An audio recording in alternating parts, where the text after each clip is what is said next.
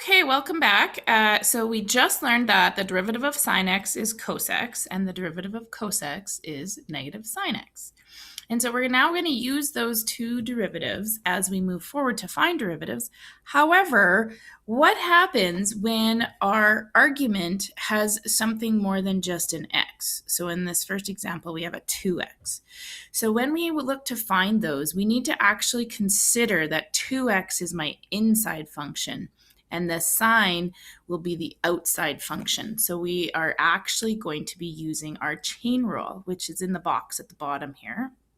So to find the derivative of sine with an argument that's more than just x, we take the derivative of sine, which is cos, but notice that it says cos u. So that's going to be my same argument. Okay, whatever that was, in our case 2x, is going to stay with the cos.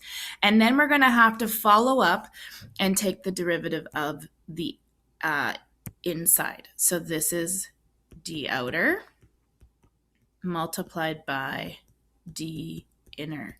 Remember, don't forget your dinner.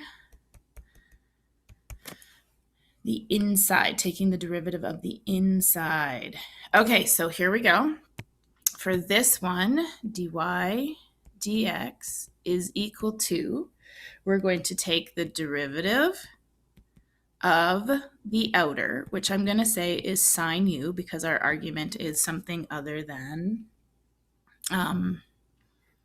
x. And then we're going to follow up with our inside. We're going to take the derivative of 2x. So the derivative of sine is cos, but remember, we're going to use the same argument. Okay, cos 2x, and then the derivative of 2x is 2, and there's not much we can do with this other than to tidy it up to put the 2 in the front as a coefficient. All right, there's our answer. 2 times cos 2x. All right, let's try another one. Okay, so the derivative of sine of x squared minus 1. So notice that the x squared minus 1 is the inside function. Okay, that's your u, or your inside function. All right, so we take the derivative. Oops, I meant to change colors. That's okay. We took the derivative of sine, which is cos, and we keep the same argument. And then we multiply it by the inside's derivative. So the derivative of x squared minus 1 is 2x. And there's nothing we can really do to tidy this up again other than to write the 2x in the front, because in math we like things to look neat. And so we kind of go from small to big and coefficients in the front. Okay, so just remember we are doing d outer multiplied by d inner. We're going to do a lot of chain rules on these functions. Okay, example 3. So notice how this time the argument is actually a trig function. So this is a little funky. This is saying y is equal to sine of cos x.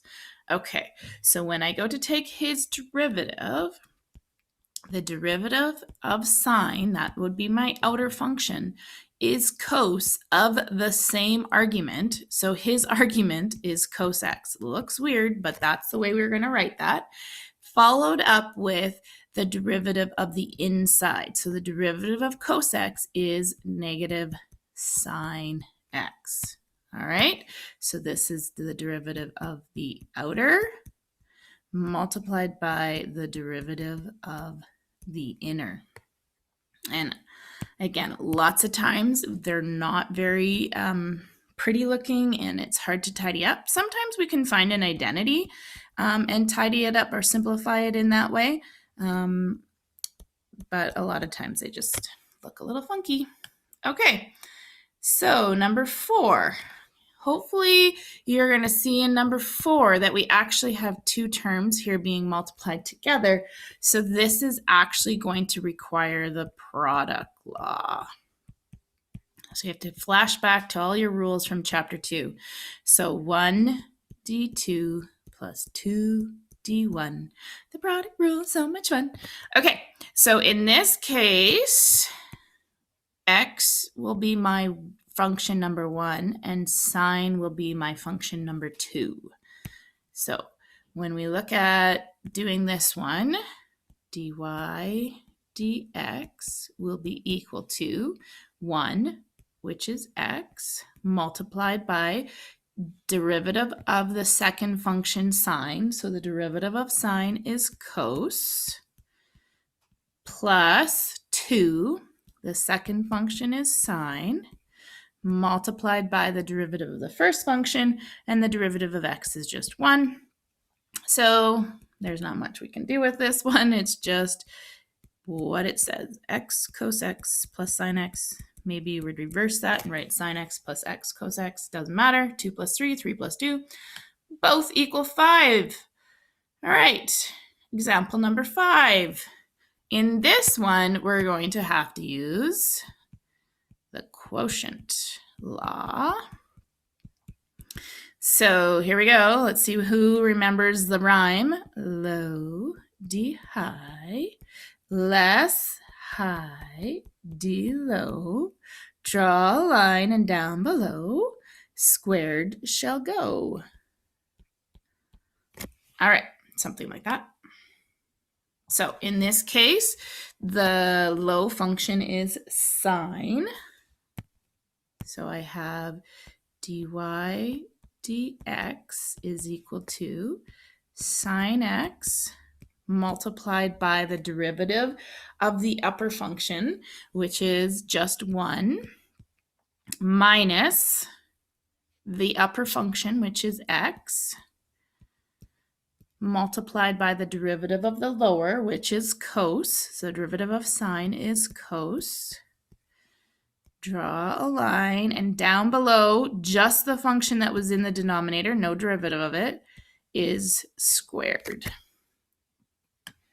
So really, there's nothing I can do to tidy this up. There's no identities in here that I see that could be replaced. So this is just sine x minus x times cos x all over sine squared x. So remember, we can write that with the little 2 in between to represent squared.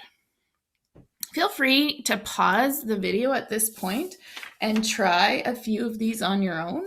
I'm going to go through the rest of the examples, but I feel like you probably know enough at this point to give it a try, some of these on your own. Okay, example number 6. So this one, I have a coefficient of 3 in the front.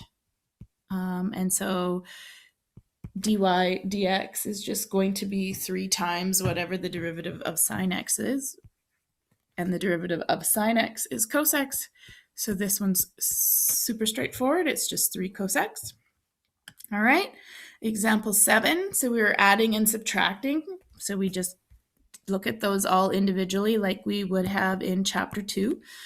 I think that came from the 2-3 lesson. So the derivative of negative 3 sine x, so I have my coefficient of negative 3, multiplied by the derivative of sine, which is cos, minus 2 times, what's the derivative of cos? The derivative of cos is negative sine x, and then the derivative of 2x is 2.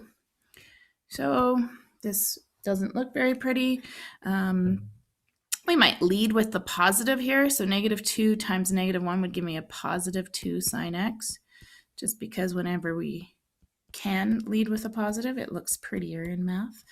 All right, so 2 sine x minus 3 cos x plus 2. Okay, example number 8 is going to require our quotient rule. Okay.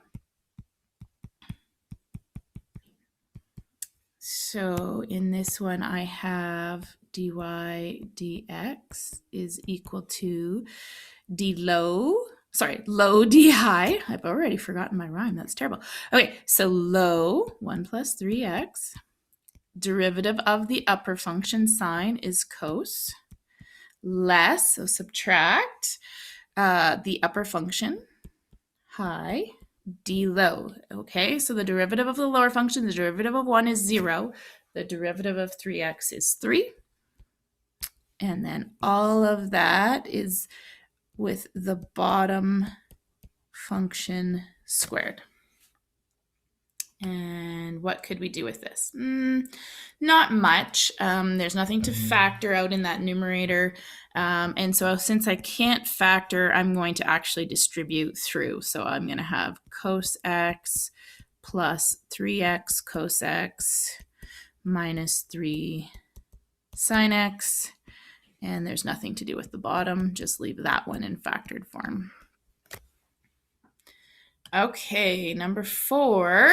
So we have a coefficient. I would not consider this the product rule because the 4 doesn't have a variable with it. He's just a coefficient. But I do have an argument that's more than x. So on this piece, I'm going to have to do the chain rule. Okay, so I have dy dx is equal to 4 times the derivative of sine 2x. So the derivative of the outer, the derivative of sine is cos of the same argument multiplied by the derivative of the inside. So the derivative of the argument, 2x, is 2. And then we can multiply the 4 times the 2, and we're going to get 8 cos 2x. Okay, so this is our d outer multiplied by our d inner. Don't forget your dinner. All right, example 10. So now this one actually does have 2 functions. So we are going to use the product rule. Okay, so we have dy dx is equal to 1 d2, so the derivative of sine is cos, and again I have something more than just x, so I'm going to be doing the chain rule as well. So I have a product with a chain embedded in it. Okay, so the derivative of sine is cos of my same argument multiplied by the derivative of the inside plus, so 1 d2 plus 2, that's sine 5x, multiplied by the derivative of the first function. So the derivative of x cubed is 3x squared. And then we could just look at this. And an actual case in this circumstance, I actually can see that I could factor. This is what we would have done in chapter 2. There is a common factor of x squared in this case. Okay, so I could take that x squared out and I would be left with 5 times x and a cos 5x in the first term, plus I have a coefficient of 3, and then I have my sine 5x. So sometimes we can actually do some factoring. Okay, I'm going to pause the video here because I'm almost at my time limit, and I will come back and do examples 11 and 12 in video number 3.